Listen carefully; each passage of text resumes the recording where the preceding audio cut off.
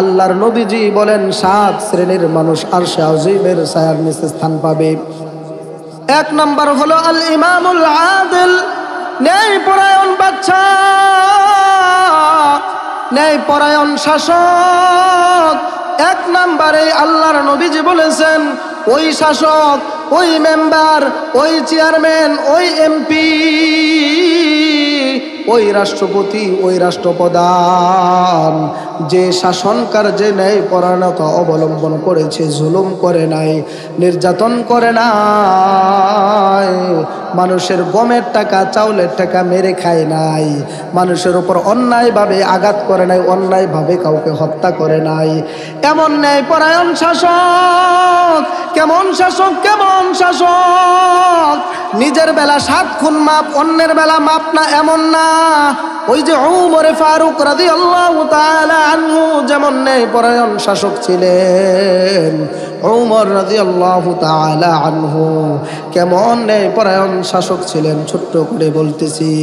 উমর রাদিয়াল্লাহু তাআলা আনহুর ছেলের নাম ছিল আব্দুল্লাহ।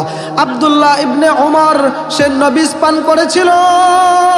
নবিজ বলা হয় আরবেরা শুকনা খেজুর রাতের বেলা দুধের মধ্যে ভিজায় রাখতো, সকাল বেলা ওই খেজুরের রসটা দুধের সাথে মিক্সচার হয়ে নবিজ হয়ে যেত।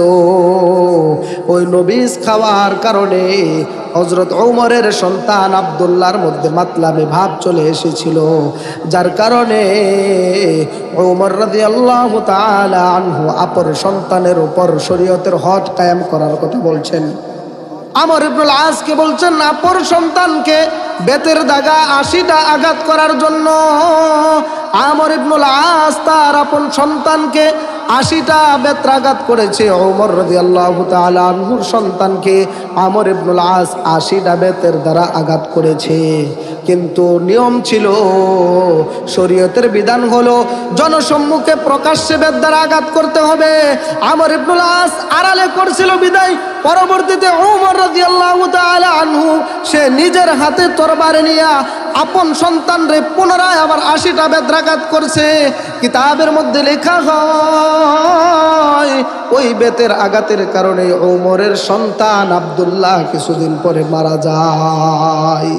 এমন ন্যায়পরায়ণ শাসক কাল কঠিন কিয়ামতের ময়দানে আল্লাহ তাআলার আরশের নিচে স্থান পাবেন।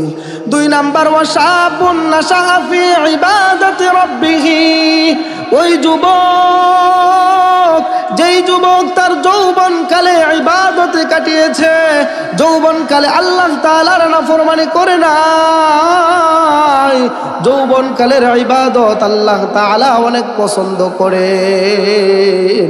আজকে যুবক তুমি নামাজ পড়ো না, একটা সময় এমন আসবে যখন তোমার পা আর বাঁকা হবে না, যখন কোমর আর বাঁকা হবে না, মনটা চাবে আল্লাহ তাআলার কুদরতি পায়ে কপালটা লাগায়া সিজদা করার জন্য, কিন্তু করতে পারবা না।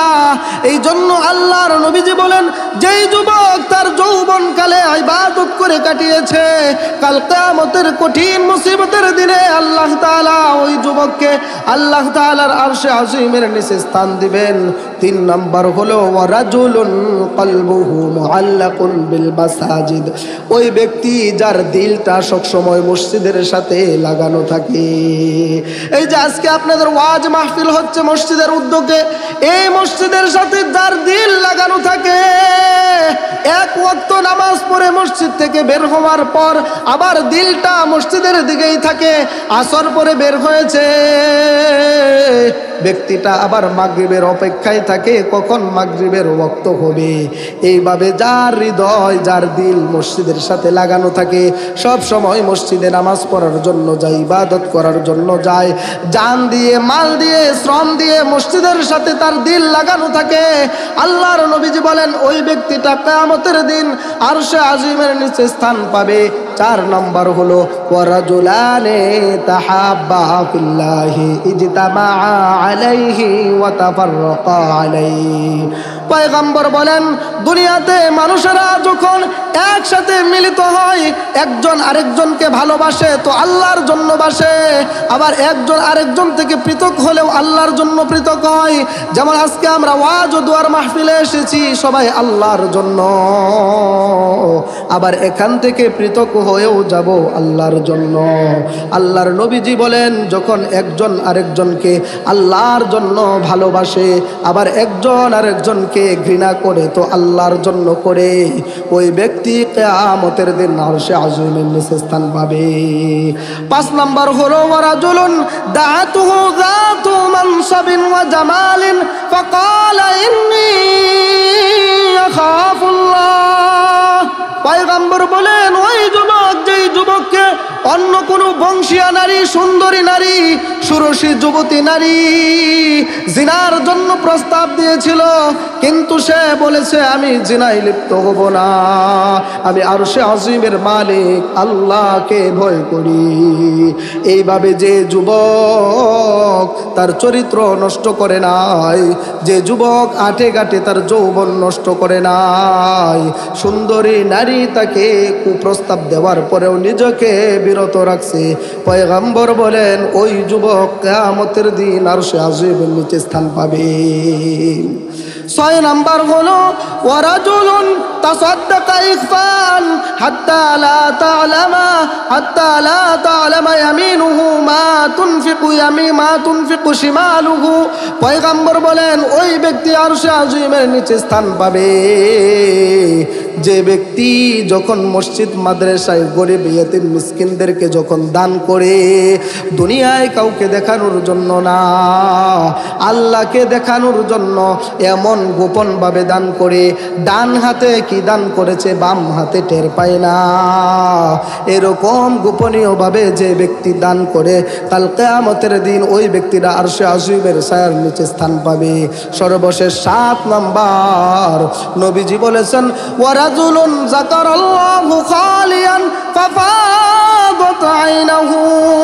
নবীজি বলেছেন, ওই ব্যক্তি কাল কিয়ামতের দিন আরশে আযীমের নিচে স্থান পাবে যে নীরবে নির্জনে সকালে সন্ধ্যায় দিনে রাত্রে সদা সর্বদাই আল্লাহ তাআলার জিকির করে, গোপনে আল্লাহর জিকির করে, প্রকাশ্যে আল্লাহর জিকির করে, রাতে আল্লাহর জিকির করে, দিনে আল্লাহর জিকির করে। আল্লাহ তাআলা বলেন, ইয়া আইয়ুহাল্লাযীনা আমানু যকুরুল্লাহা যিকরান কাসীরা ওয়া সাব্বিহুহু বুকরাতাও ওয়া আসীলা। আল্লাহ বলেন, হে ঈমানদারেরা, তোমরা আমি আল্লাহর জিকির করো সকাল সন্ধ্যায়। সকাল সন্ধ্যায় মানে সকাল থেকে সন্ধ্যা, সন্ধ্যা থেকে সকাল, পুরো সময়টাই তুমি আমি আল্লাহর জিকিরে কাটাও। কাল কিয়ামতের কঠিন ময়দানে আমার যে বান্দা সর্বদাই জিকিরের হালতে থাকবে, সদা সর্বদাই জিকির করবে, পয়গম্বর বলেন ওই ব্যক্তিটাকে আল্লাহ তাআলা আরশে আযীমের নিচে স্থান দিবেন। আল্লাহ তাআলা আমাদের সকলকেই কাল কিয়ামতের দিন, যেদিন কোনো ছায়া থাকবে না আরশে আযীমের ছায়া ব্যতীত, এই 7 গুণের গুণান্বিত হইয়া কাল কিয়ামতের দিন আরশে আযীমের নিচে আল্লাহ তাআলা যেন আমাদেরকে স্থান করে দেন, আমরা যেন 7 গুণে গুণান্বিত হতে পারি, সেই তৌফিক দান করুন। আমিন। ওয়া আখিরু দাওয়ানা